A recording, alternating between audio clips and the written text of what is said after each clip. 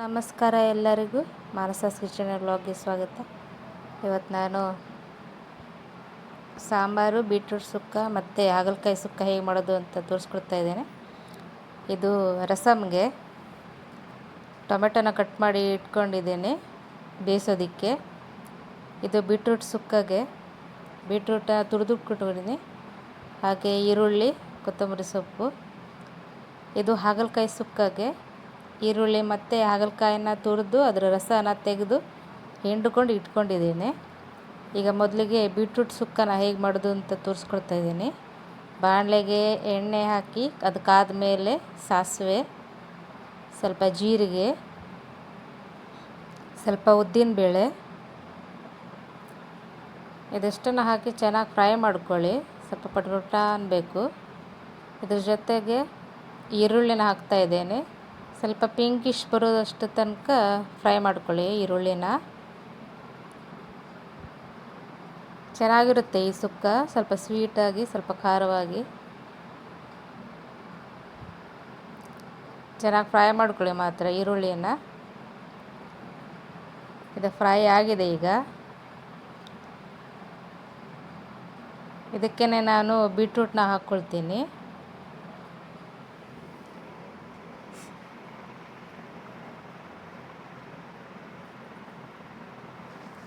ಹಾಕ್ಕೊಂಡಿದ್ದೀನಿ ಬೀಟ್ರೂಟ್ನ ಚೆನ್ನಾಗಿ ತುರ್ಕೊಂಡು ಹಾಕ್ಕೊಂಡಿದ್ದೀನಿ. ಇದು ಕಟ್ ಮಾಡಿದ್ರೆ ಸ್ವಲ್ಪ ಬೇಯೋದಕ್ಕೆ ಟೈಮ್ ತೊಗೊಳುತ್ತೆ, ಅದಕ್ಕೋಸ್ಕರ ಚೆನ್ನಾಗಿ ಫ್ರೈ ಮಾಡ್ಕೊಳ್ಳಿ ಸ್ವಲ್ಪ ಎಣ್ಣೆಯಲ್ಲಿ. ಇದಾದಮೇಲೆ ಇದಕ್ಕೆ ಸ್ವಲ್ಪ ಉಪ್ಪು ಮತ್ತು ಅರಿಶಿಣ ಮತ್ತು ಕರಿಬೇವು ಸೊಪ್ಪು ಮೇಲಿಂದಲೇ ಹಾಕಿದ್ದೀನಿ ನಾನು. ಎಲ್ಲದೂ ಒಟ್ಟಿಗೆ ಕಲಿಸ್ಕೊಳ್ಳಿ ಚೆನ್ನಾಗಿ.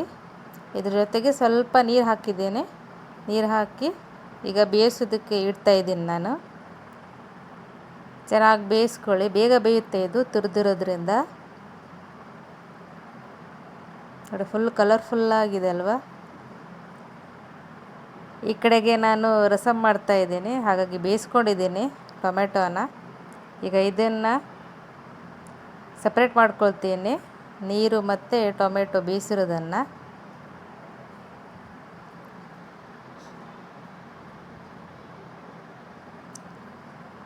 ನೋಡಿ, ಸಪ್ರೇಟ್ ಮಾಡ್ಕೊಂಡಿದ್ದೀನಿ. ಸ್ವಲ್ಪ ತಣ್ಣಗಾಗಬೇಕು.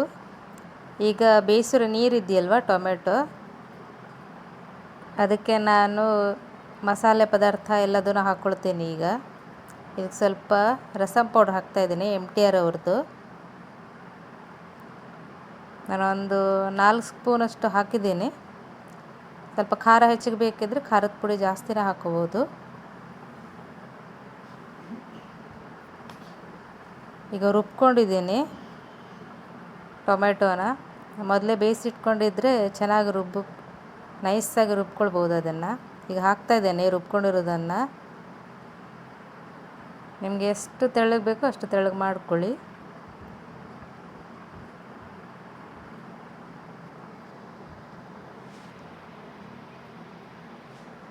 ಈಗ ಇದಕ್ಕೇ ಕೊತ್ತಂಬರಿ ಸೊಪ್ಪನ್ನ ಹಾಕ್ತಾಯಿದ್ದೇನೆ. ಈಗ ಒಂದು ಕುದಿ ಬಂದರೆ ಆಯಿತು. ಈ ಕಡೆ ಬೀಟ್ರೂಟ್ ಸುಕ್ಕ ರೆಡಿ ಆಗ್ತಾಯಿದೆ. ಇದಕ್ಕೆ ಸ್ವಲ್ಪ ಖಾರದ ಪುಡಿ ಹಾಕ್ತಾಯಿದ್ದೇನೆ ಲಾಸ್ಟಿಗೆ. ಇದನ್ನು ಸ್ವಲ್ಪ ಚೆನ್ನಾಗಿ ಮಿಕ್ಸ್ ಮಾಡ್ಕೊಳ್ಳಿ.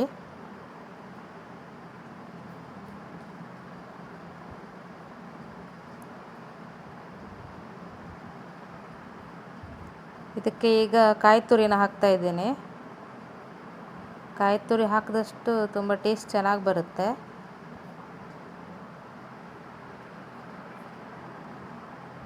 ಫುಲ್ ನೀರೆಲ್ಲ ಆವಿಯಾಗಿ ಹೋಗಬೇಕು, ಅಲ್ಲಿ ತನಕ ಇದನ್ನು ಫ್ರೈ ಮಾಡ್ಕೊಳ್ಳಿ.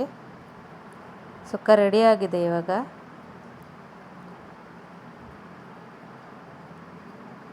ಬೀಟ್ರೂಟ್ ಸುಕ್ಕ ರೆಡಿ ಆಯಿತು. ಈಗ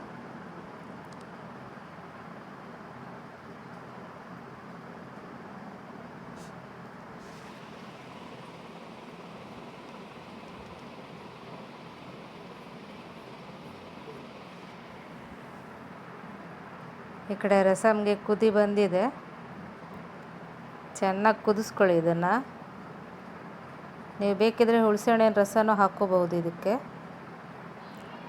ಇದ್ರ ಜೊತೆಗೆ ನಾನು ಬೆಲ್ಲನೂ ಹಾಕಿದ್ದೀನಿ ರುಬ್ಬೇಕಿದ್ರೇ ಟೊಮೆಟೊನ. ಈಗ ಕುದ್ದಿದೆ ಚೆನ್ನಾಗಿ. ಇದಕ್ಕೆ ನಾನು ಈಗ ಒಗ್ಗರಣೆನ ಹಾಕ್ಕೊಳ್ತಾ ಇದ್ದೇನೆ. ನೋಡಿ ರೆಡಿಯಾಗಿದೆ ರಸಮ್ ಕೂಡ.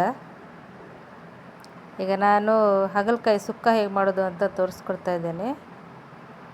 ಇದಕ್ಕೆ ಸಾಸಿವೆ, ಉದ್ದಿನಬೇಳೆ ಒಗ್ಗರಣೆ ಮತ್ತು ಈರುಳ್ಳಿನ ಹಾಕಿದ್ದೇನೆ. ಇದಕ್ಕೇ ನಾವು ತುರಿದಿರುವಂತಹ ಹಾಗಲಕಾಯಿನ ಹಿಂಡಿ ಇಟ್ಟಿದ್ದೀವಲ್ವ, ಅದನ್ನು ಹಾಕ್ತಾ ಇದ್ದೇನೆ. ಇದಕ್ಕೆ ಸ್ವಲ್ಪ ಹಸಿಮೆಣಸಿನಕಾಯಿ ಮತ್ತು ಕರಿಬೇವು ಇಷ್ಟನ್ನು ಹಾಕಿ ಚೆನ್ನಾಗಿ ಫ್ರೈ ಮಾಡ್ಕೊಳ್ಳಿ. ನೀರು ಹಾಕಬೇಕಂತಿಲ್ಲ, ಇದಕ್ಕೆ ನೀರು ಹಾಕದೇ ಸುಕ್ಕನ ಮಾಡ್ಕೋಬೇಕು. ಇದಕ್ಕೆ ನಾನು ಒಂದು ತುಂಡಷ್ಟು ಬೆಲ್ಲನ ಹಾಕಿದ್ದೇನೆ. ಅದೆಲ್ಲ ಕರಗಿ ಬೆಂದಾದಮೇಲೆ ನಾನು ಕಾಯಿ ತುರಿನ ಹಾಕ್ತಾ ಇದ್ದೇನೆ. ಚೆನ್ನಾಗಿ ಫ್ರೈ ಮಾಡ್ಕೋಬೇಕು ಇದನ್ನು. ನೋಡಿ ರೆಡಿಯಾಗಿದೆ ಇವತ್ತಿನ ಊಟ. ನಿಮಗೆ ಹೇಗೆ ಅನಿಸ್ತು ಕಮೆಂಟ್ ಮಾಡಿ ತಿಳಿಸಿ. ಸಬ್ಸ್ಕ್ರೈಬ್ ಮಾಡ್ಕೊಳ್ಳಿ. ಬಾಯ್ ಬಾಯ್.